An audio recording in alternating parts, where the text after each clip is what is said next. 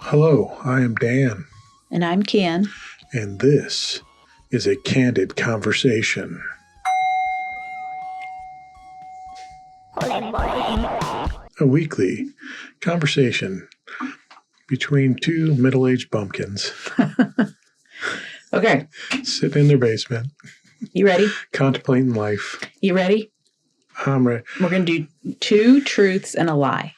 We tried this last week. And we were going to do it. And then you were like, okay, I'm going to mess it up. Okay, I did it a little bit better this time. I kind of figured some out. Okay. Here's the 2 truths and a lie. You have to figure out which one's the lie. I once said the word shit when I was a kid, and I was so scared for probably weeks, maybe months after that I was going to hell for that. I once got super offended because someone gave his dad a birthday card that said jackass on it. Or I once said to myself out loud, though, I hate that bitch, about my mom. I'm going to say the last one about hate that bitch about your mom. Is what? The lie, or what was it? 2 lies and a truth? Yeah. 2 truths and a lie. Okay, the lie was your mom. Yeah, why do you think that? Because I know I gave my dad a card that said, happy birthday from your best little jackass, and he almost broke up with me. That's on the ride home from my parents' house. When you read the card, I gave, here's a card. How could I know you were a good Christian boy? Because that was back, do you folks remember, they had these little kiosks, and we had one in our grocery store that we worked in, that you could make your own personalized cards. Oh, yeah, I kind of remember those. So you had some like 6 formats you can pick from. And this one said, happy birthday, and you fill in a little message, you know, and this was happy birthday, Dad. And then you open it up and said, from your favorite jackass, and there's a picture of a donkey kicking. And then you just can include an innocent card. Yeah. And you didn't know I got it until he opened it up and you read it and he started laughing. Oh, that's a good one. And he showed it to you. And then like your whole demeanor was like, that's it. We're done. It's going to be a long ride. It was an hour ride home. And I remember getting in the car. I'm sure I made it pleasant. I remember getting in the car. And I was like, that was a good little shindig for my dad. Did you know? No, that my energy was off. You couldn't feel the coldness coming off of me? Okay, I could not read energy back then. Okay. So, back then, you don't need to add that on there. No, I'm reading some right now. And you're like, I don't think we should be together anymore. I'm like, what? Wait. What happened? And you're like, I can't be with someone that swears. And I'm like, what are you talking about? And you're like, the card. You said Jack ASS in it. I'm like, what? Oh, man. Oh, no. Because I remember my gosh. There was another time we were at work together. And I can't remember what I said, but we're on the little intercom phones that we had. Mm-hmm. And we were sitting there talking to each other. And something happened the night before or something. I'm like, that dumbass or something like that. And you're like, and then I was like, immediately, sorry. I just don't know why I haven't slipped. And you're like, I don't know what I'm going to, we were married already for like 2 months or something like this, a year maybe. And I remember you were pissed and I was like, oh shit, I did step in it now. But honestly, I never really swore. It just slipped out at one time. I went from a sailor to a saint, except for 2 incidences. I'm sure there was more, but yeah. That's true. I don't know how you did that. I don't think I could do that now. I wouldn't like it. Oh, you'd be surprised because you do it pretty well around your family. Well, that's true. Yeah. So you know when to check it. Yeah. I remember that incident quite clearly. It was one of the 4 or 5 times you were trying to break up with me. Dude, so many times. 4 or 5. Was that after we got married? Because before there was a whole lot of times. I was back and forth. It was like ping pong. Yeah. You were like, are we on? Are we off? Are we on?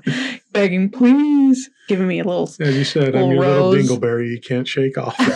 That's what you call yourself now. Because sometimes I am like, why? And like, I don't know what. You just must have been so like. Infatuated. I would hope it was more than infatuation, but at the beginning, that's probably what it was. But I hope at this point in time. Still infatuation. No? Okay. So we're going back to Jackass. We're done. We're done. All of a sudden, your screen goes black. Out. I guess that's the end of this episode.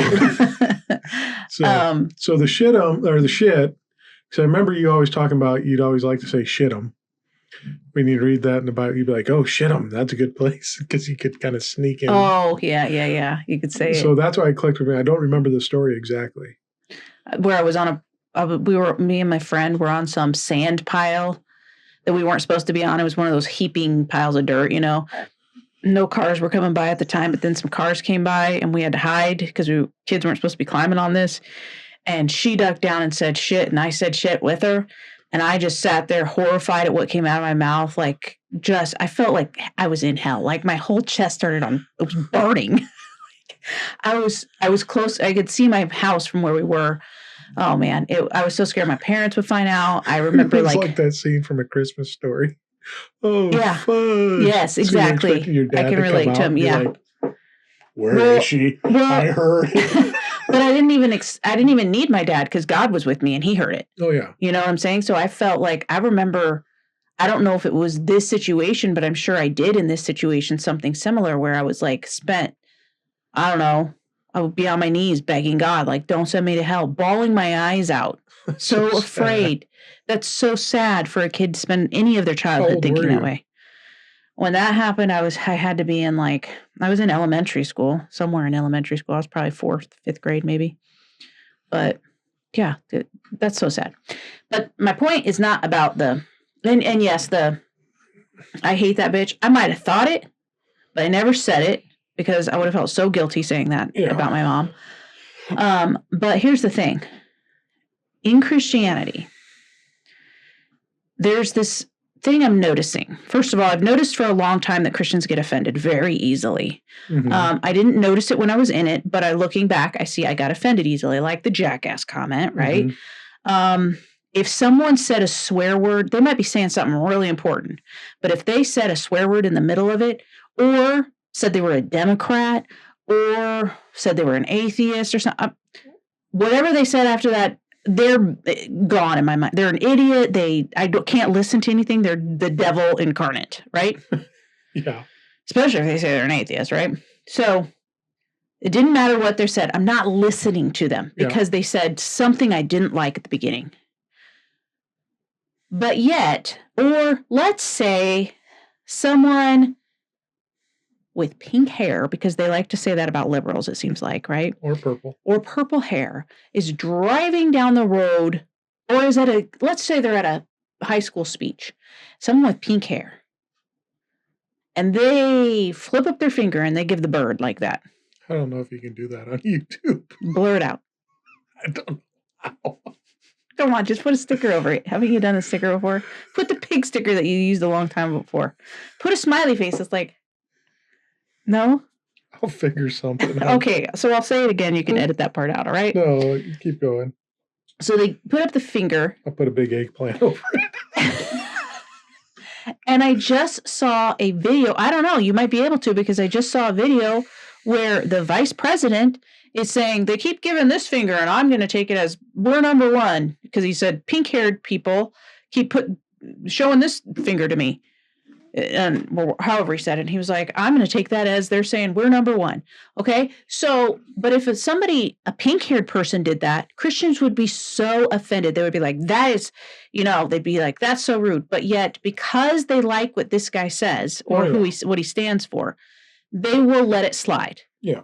So they're not offended by words that are said by the people that look like them. Mm-hmm. Right? Mm-hmm. It's the people that don't live like them or agree with them that they're going to be offended by the words that they say. Yeah. And so it's really just, they want lip service but yet what they say doesn't matter. No. You see what I'm saying? They want us to give them lip service. Yeah, the offense is, I mean, a lot of times people that are offended have double standards, because I find that a lot of people that get offended by things, no matter where they are, do the same things that they find offensive, they do. In maybe even a different way, maybe even in the same way, but but they'll let themselves have the grace or the mercy or whatever, but they're not going to let it slide. They'll justify their behavior, but not allow, they're not merciful. No. That's the thing. They're not, and not that you need mercy in that situation, because you didn't really necessarily do anything. Like, is it proper decorum for the vice president to do that? Probably not. Like, the president dropped the F-bomb. Is that proper decorum? No, it is not. Yeah. But they'll let that word slide. But if someone that was deconstructing said it, they would be like, see, look at you. You're just living a sinful life. Well, it's like the Orange Julius said the other day, I don't know what the fuck they're thinking. Yeah, that's what I'm talking about. Yeah, it's okay for him. Yes. And I've heard people defend him and be like, well, he's frustrated. Yeah, he's just showing his anger. That's how frustrated people act. But if I were to go out and be like, the fuck are you thinking? Or if Obama would have said it. Yeah, it would have been, they would have never shut up about it. There's no decorum in the office. He's disrespecting the sanctity of the presidency. He's not taking this seriously. Yeah. So you get that. It reminds me, here's a floppy dick for you. So I had a guy. He's an older guy, and he is kind of a crotchety old feller, especially now. But he was working on some irrigation, or he's digging in some drain pipe for me at work. And the high school that's next to us was coming down to practice. Their field was under construction. So he was out there digging in this, and he just completely zones out the world around him a lot of times. It doesn't see or know what's happening around him. So as a bunch of these high school players are walking down, he did something, hit a rock, banged his hand, something. And he's just like, you motherfucker. I get a phone call the next day from the athletic director of the school. Are you serious? Saying, why is one of your workers down there calling my players motherfuckers? I'm like, go on, explain what happened. He's like, well, they were walking down here and so-and-so. And I was like, okay, here's the situation. Because I know this guy well enough, I didn't even have to ask him. I ended up asking him later, and I was correct in my assumption. I go, he was probably digging, got frustrated with something, was cussing at the hole, the rock, the shovel, whatever it was. Yeah. Not completely. You didn't even notice your players were walking in, probably.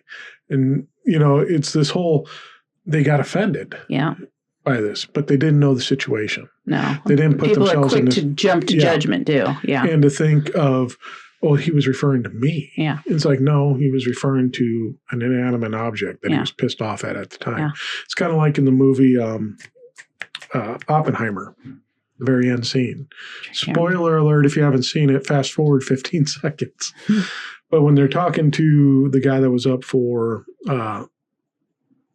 one of the... You got 15 seconds, you better hurry. Yeah, keep going if you're still there, 15 more. But... he was up for some you're screwing it for these people. Secretary of State or something like that. And he's going through the process. If you just tune back in, 15 more seconds if you don't want to spoil it.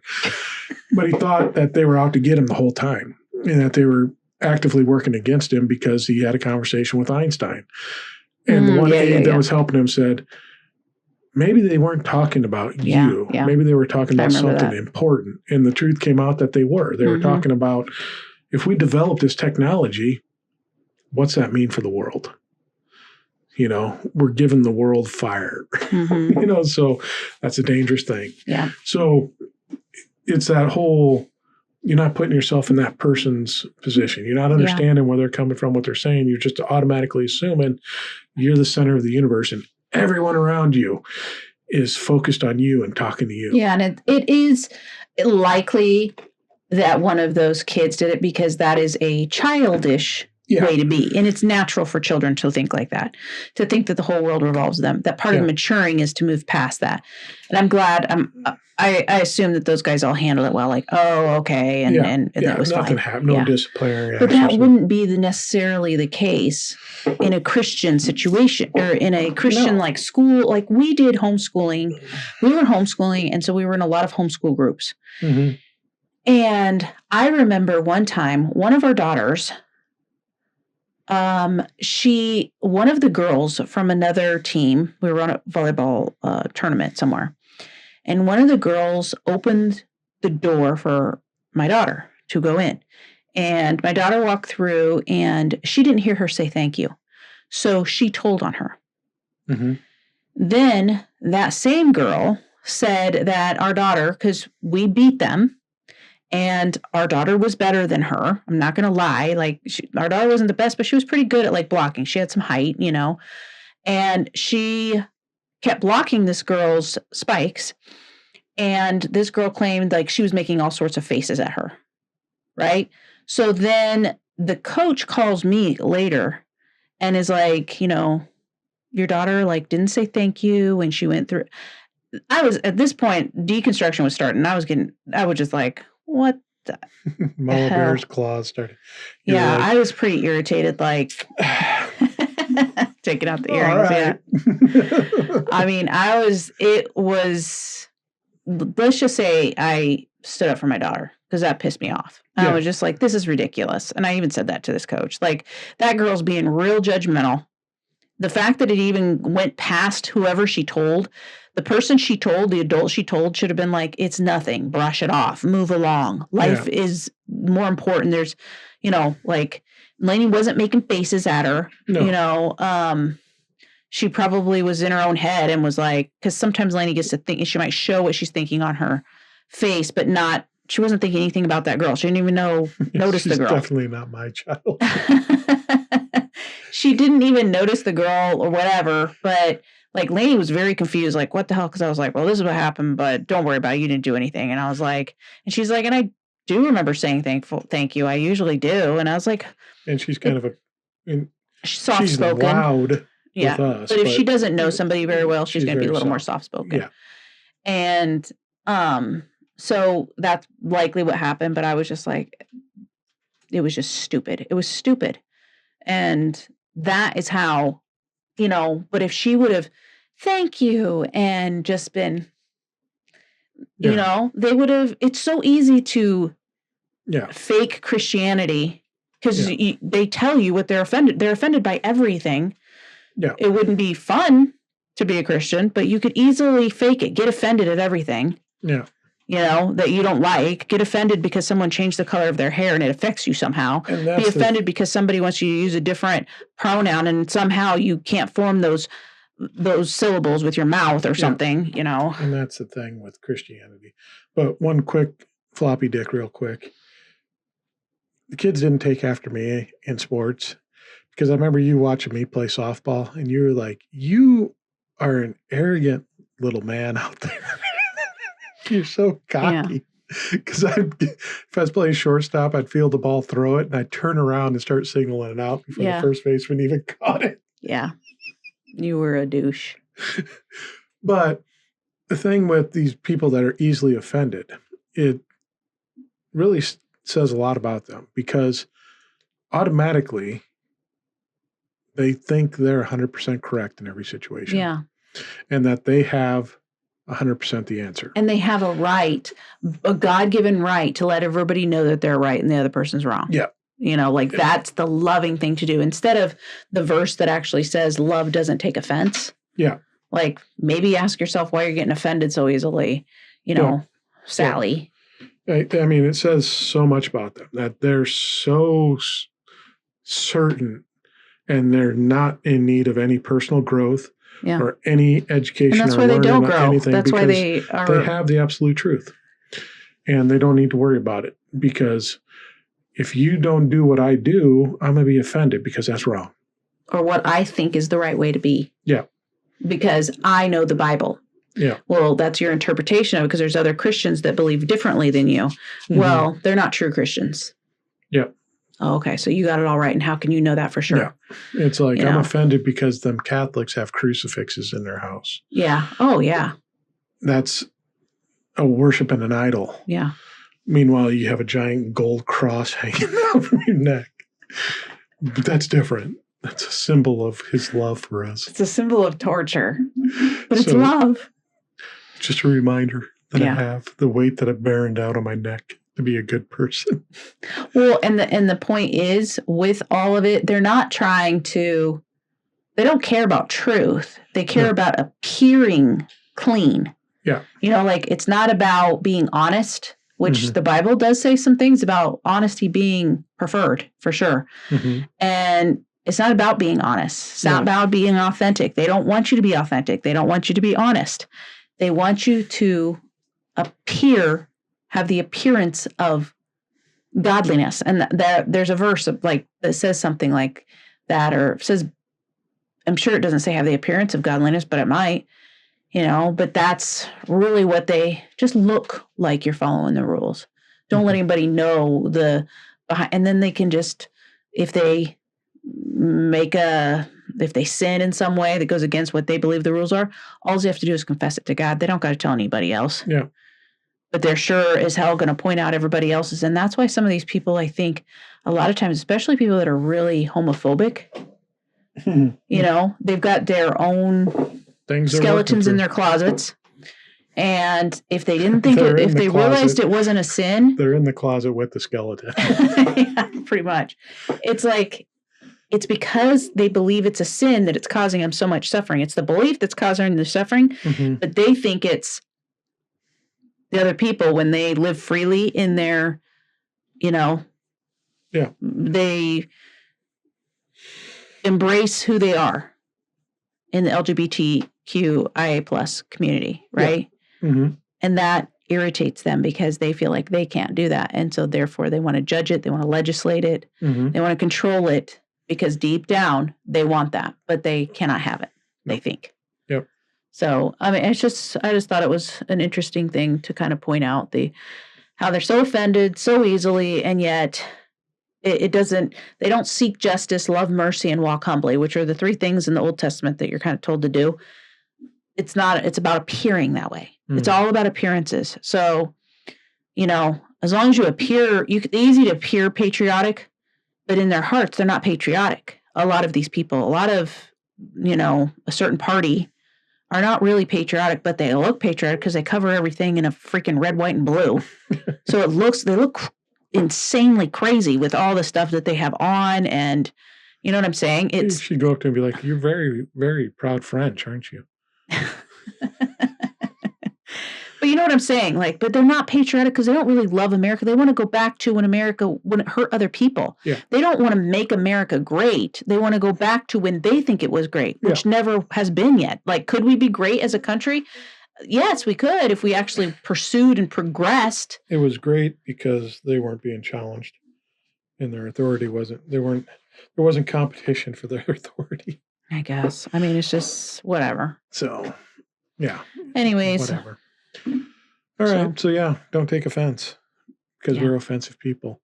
And as I go, you got to think of a conclusion here. So it's your job to conclude the Candids. So do us a favor, go to dannycan.com. If you want anything related to what we're doing, it's on there. It's got our emails and all that. So if you want to reach out and suggestions or comments or anything and want to email us, do that. Everything that Candy's doing is on there too in the candy jar. So whatever she's doing with hypnotherapy or blogs or all that, it's all on there. So go check that out.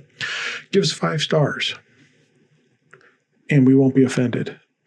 We'll be offended if you give us less than 5 stars. No, but we will be curious as to why. I think you should have to give a reason if you rate less than 5 stars.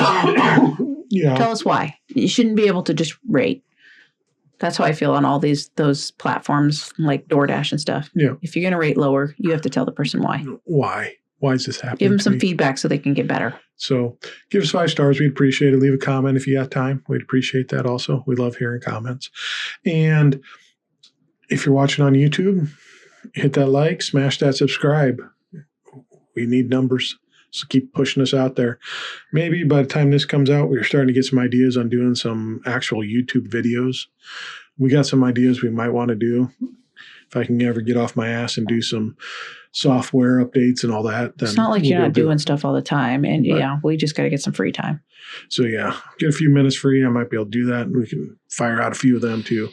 Some fun content to laugh at and enjoy and cringe at. So do that for us. And Candy? Okay. So I guess I just want to ask a question. Like, ask yourself, are you being honest with yourself? Are you being honest with the world when you're out there doing your thing? Because you have programming. It's easy to pretend and it's easy to get offended. It is hard to actually process through those.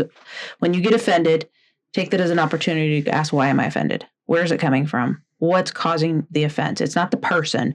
There's something that's triggering that offense. That's the inner work that we all need to do. And we love you, even if you cuss a little bit. So we appreciate a good cussing every now and then. So So, and that's it. We'll see you next week. Bye. Bye.